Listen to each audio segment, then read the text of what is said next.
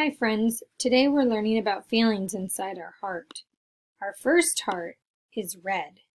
Once you figure out what feeling red might represent to you, you can put it in the red box.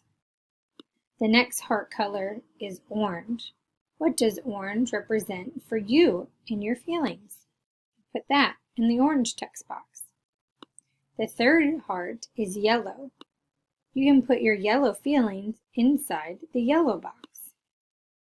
The fourth heart is green, and that would go in the green text box. The fifth heart is blue. What does blue represent in your emotions? Put that in the blue box. And our last heart is purple. What does purple represent for you in your feelings? When you figure that out, put that in the purple box. In each box, you can put examples of your feelings. I hope you all have a great day.